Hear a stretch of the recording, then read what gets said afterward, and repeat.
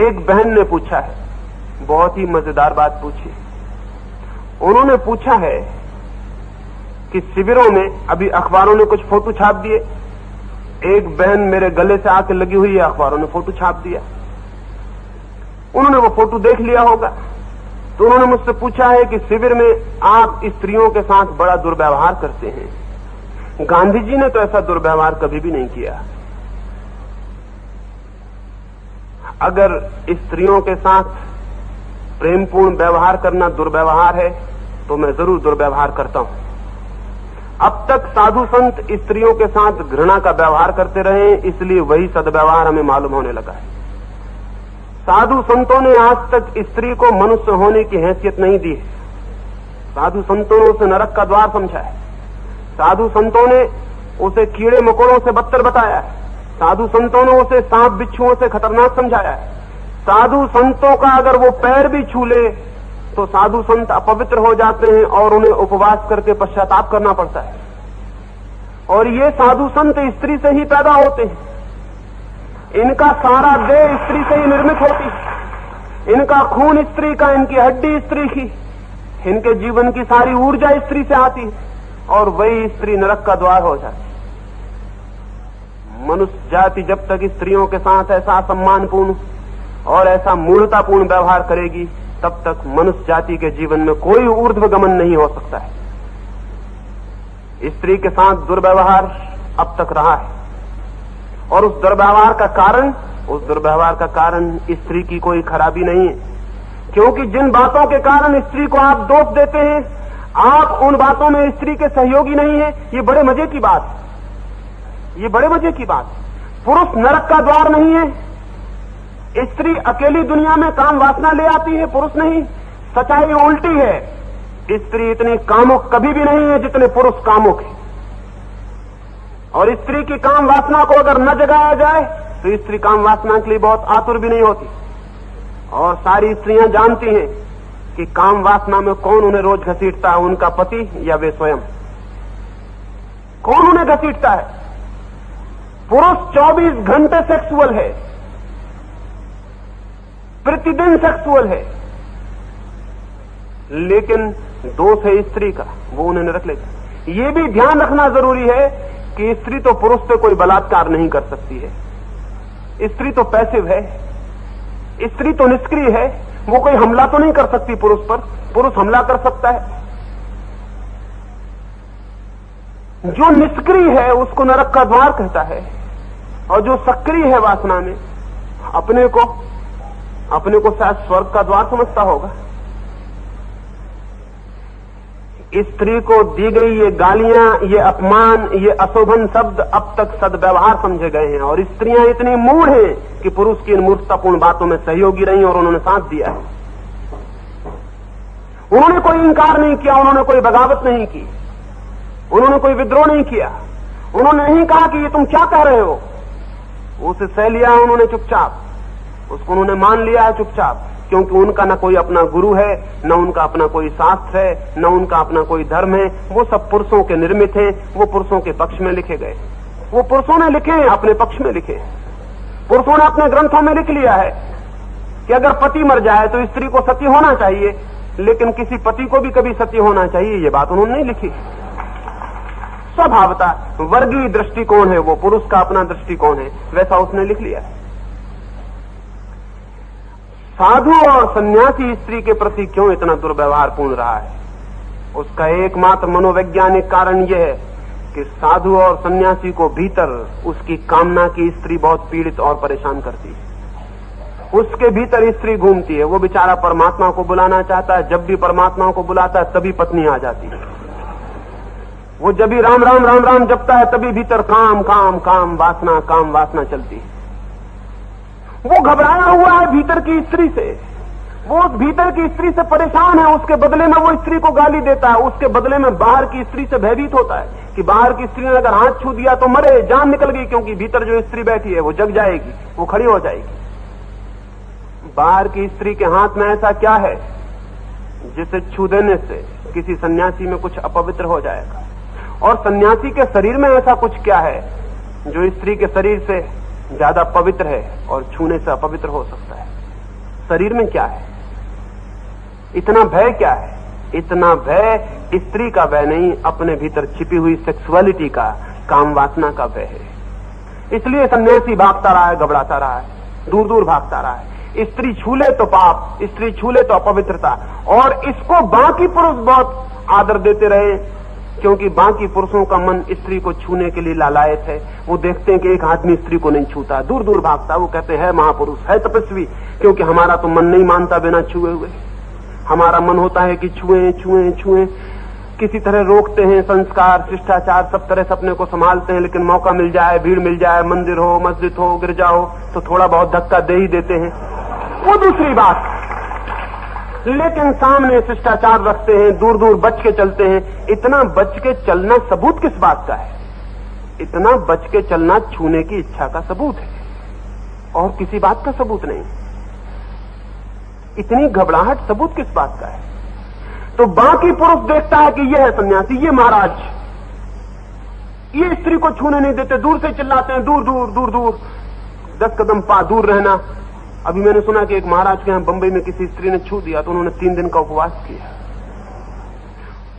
और उससे उनकी इज्जत बहुत बढ़ी, क्योंकि काम वासना से भरे हुए समाज में ऐसे ही लोगों की इज्जत हो सकती है। काम वासना से भरे हुए समाज में ऐसे ही लोगों की इज्जत हो सकती है, क्योंकि हम काम वासना से भरे, हमें लगता है कितना महान त्याग किया कि स्त्री ने छुआ और उन्होंने इंकार कर दिया कि नहीं छूने देंगे।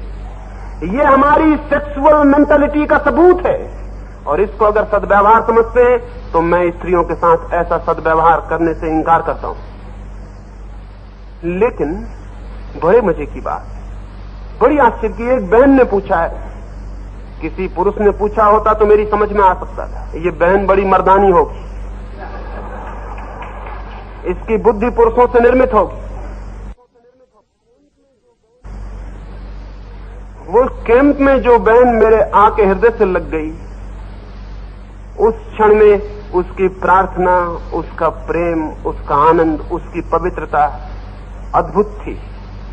अन्यथा 1000 लोगों के सामने वो मेरे हृदय से आके जुड़ जाने की हिम्मत भी नहीं कर सकती थी। उसका पति बगल में खड़ा था, वो घबराता रहा। अभी उनके पति मुझे मिले और कहने लगे, मैंने इससे पूछा कि पागल तूने ये क्या किया? उसने कहा कि मुझे तो पता ही नहीं था, ये तो जब मैं अलग हट गई तब मुझे ख्याल आया कि लोग क्या सोचेंगे। लेकिन उस क्षण में मुझे सोच विचार भी न था। उस क्षण मुझे लगा कि कोई दूर की पुकार मुझे खींच रही है और मैं पास चली गई। उस स्त्री को मैं धक्का दे दूं इस ख्याल से कि कोई अखबार का रिपोर्टर फोटो ना उतार ले, उसे कह दूं कि नहीं दूर, उसे दूर करके मैं सिर्फ इतना सिद्ध करूंगा कि मेरे भीतर भी वासना उद्दाम वेग से खड़ी है। अन्यथा भय क्या है? अन्यथा डर क्या है? अन्यथा चिंता क्या है? वो स्त्री कहीं कोई एकांत अंधेरे कोने में मुझसे गले आके नहीं मिली थी। 1000 लोग चारों तरफ खड़े थे, वहां फोटो उतारी जा रही थी। मुझ में भी थोड़ी बुद्धि तो है,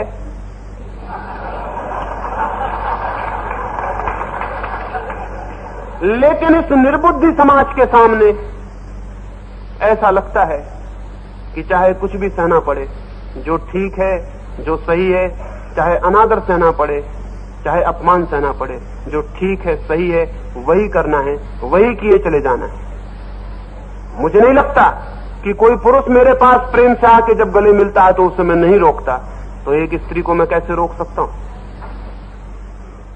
जब कोई पुरुष को मैं नहीं रोकता तो स्त्री को कैसे रोक सकता हूं? और स्त्री और पुरुष के बीच इतना फासला करने की जरूरत क्या है? प्रयोजन क्या है? क्या हमें शरीर के अतिरिक्त कभी कुछ दिखाई ही नहीं पड़ता? वो जिस फोटोग्राफर ने चित्र उतारा होगा और जिस संपादक ने छापा होगा, वो फोटो मेरे और उस स्त्री के बाबत कम उस फोटोग्राफर और संपादक के संबंध में ज्यादा बताते हैं। उसकी बुद्धि वहीं अटकी रही। उस घंटे भर के ध्यान के बाद उसे यही दिखाई पड़ा, इतना ही दिखाई पड़ा। उन बहन ने यह भी पूछा है कि गांधी जी तो ऐसा दुर्व्यवहार कभी स्त्रियों के साथ नहीं करते थे, तो शायद बहन को गांधी जी का कुछ पता नहीं। गांधी जी इस दुर्व्यवहार को शुरू करने वाले महापुरुष हैं। हिंदुस्तान में गांधी ने पहली बार स्त्री को सम्मान दिया है। हिंदुस्तान के सत्पुरुषों में, महापुरुषों में स्त्री को सम्मान देने वाले गांधी के मुकाबले सिवाय महावीर को और कृष्ण को छोड़कर और कोई भी नहीं, बुद्ध भी नहीं। बुद्ध तक भयभीत हो गए इस बात से जब स्त्रियों ने आके कहा कि हमें भिक्षुणी बना लो, तो बुद्ध ने कहा कि नहीं नहीं, ये नहीं हो सकता। बुद्ध भयभीत हो गए इस बात से कि स्त्रियां अगर भिक्षुणी बनेंगी और भिक्षुओं के साथ रहेंगी तो खतरा है।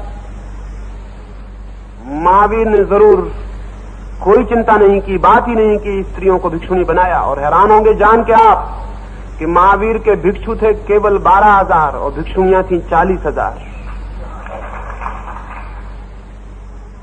न मालूम कितने लोगों ने महावीर पर ऐतराज किया होगा कि 40,000 स्त्रियों से घिरा हुआ है यह आदमी।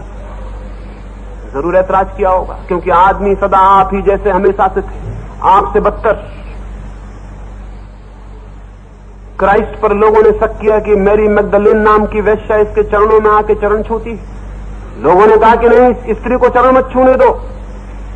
क्राइस्ट ने कहा लेकिन स्त्री का पाप क्या है कि चरण न छुए।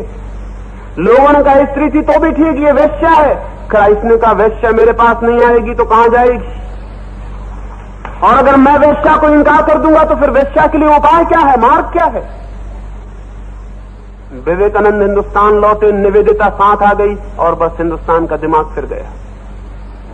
और सारे बंगाल में बदनामी फैल गई कि स्वामी और सन्यासी और ये निवेदिता कैसे साथ। निवेदिता की पवित्रता को, निवेदिता के प्रेम को किसी ने भी नहीं देखा। आज जो सारी दुनिया में विवेकानंद का काम फैला हुआ दिखाई पड़ता है, उसमें विवेकानंद का हाथ कम, निवेदिता का हाथ ज्यादा है। निवेदिता भी दंग रह गई होगी।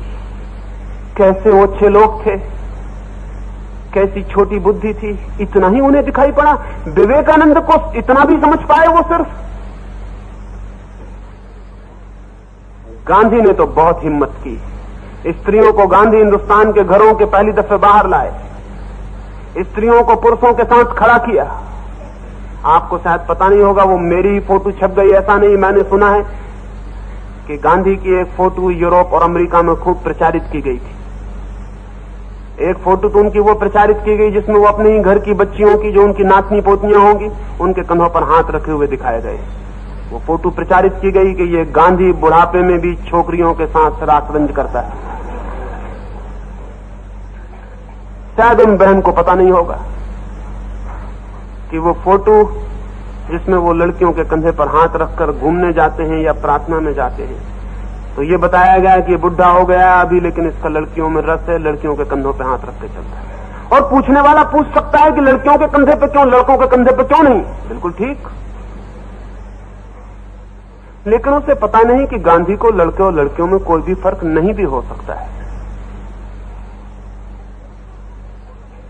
ये मत सोचना कि वो फोटो मेरी छाप दिया। वो फोटो हमेशा से छापने वाले लोग रहे हैं और रहेंगे। अपनी बुद्धि के अनुकूल ही वे कुछ कर सकते हैं, उससे ज्यादा करने का उपाय भी तो नहीं, उन पर नाराज होने का कोई कारण भी तो नहीं। और शायद उन बहन को पता नहीं होगा कि गांधी अपनी अंतिम उम्र में, बुढ़ापे में, एक 20 वर्ष की नग्न युवती को लेकर 6 महीने तक बिस्तर पे सोते रहे। तब उनको पता चलेगा इतना दुर्व्यवहार अभी मैंने किसी स्त्री से नहीं किया है। 6 महीने तक एक नग्न युवती के साथ गांधी बिस्तर पर सोते रहे। किस लिए? इस बात की जांच के लिए कि क्या मन के किसी कोने कातर में, मन के किसी भी अंधकारपूर्ण कोने में स्त्री की कोई वासना तो शेष नहीं रह गई, जो रात में नग्न स्त्री को अकेले में एकांत में पाकर बिस्तर पे सांस पाकर जाग आए तो मैं परीक्षा कर लूं, उससे मुक्त होने का कोई उपाय कर लूं। और उस स्त्री की पवित्रता की कल्पना करते हैं जो 6 महीने तक गांधी के साथ नग्न सो सकी। और उसने पीछे कहा कि गांधी के साथ सो के मुझे 6 महीने में ऐसा लगा गांधी जैसे मेरी मां है।